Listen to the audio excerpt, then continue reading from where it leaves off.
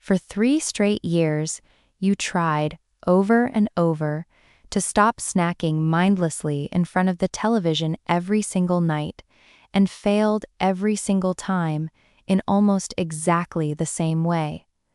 Then you moved to a new apartment with a completely different layout, and the habit simply didn't come with you. You never resisted it in the new place. It just never really showed up to begin with. The common assumption is that breaking a habit is fundamentally a battle of willpower, fought fresh each time, moment to moment. Right at the exact point of temptation, you see the snack sitting there, you feel the familiar pull toward it, and you either have enough discipline in that specific instant to resist it, or you simply don't. And the entire difference between success and failure comes down almost entirely to how strong your resolve happens to be on that particular night, out of hundreds of nights. Except that story doesn't really explain why the exact same person, presumably carrying the exact same amount of willpower into any given evening, so reliably loses that particular battle in one specific room, night after night, and simply never has to fight it at all in another room entirely. If discipline in the moment were genuinely the deciding factor here, changing apartments shouldn't have changed anything meaningful about the eventual outcome at all. In 2005, researchers Wendy Wood, Leona Tam, and Melissa Witt found that people who had recently changed context in some significant way, moved to a new home, transferred to a new school entirely, were dramatically more successful at changing habitual behaviors like exercise frequency, television watching, and daily reading than people attempting the exact same intentional changes while remaining in their same stable, familiar, unchanged environment the whole time. Removing the surrounding context, it turned out, did considerably more of the actual work than the conscious, intentional effort ever did on its own. A later theoretical synthesis by Wendy Wood and David Neal proposed exactly why this happens.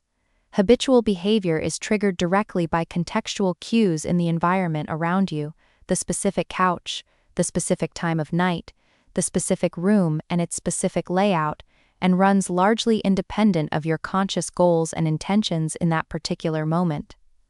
That's precisely why a habit can persist so stubbornly, for years, even when it directly and repeatedly conflicts with what you sincerely, genuinely want for yourself, out loud, every single time you think about it.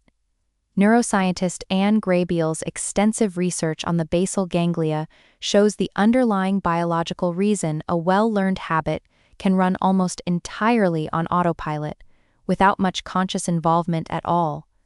Once a behavior has been practiced enough times, its neural representation gradually shifts toward a fast, largely automatic circuit that a specific external cue can trigger directly and immediately, with minimal involvement from the slower, more deliberate, effortful parts of the brain that ordinary willpower actually has to draw on to work.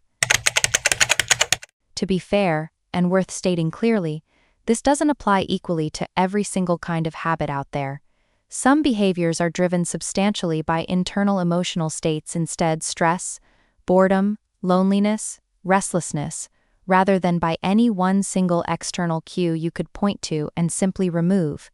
And for those particular habits, removing one location or one object helps considerably less, because the underlying craving can simply follow you wherever you go and attach itself to whatever happens to be nearby instead.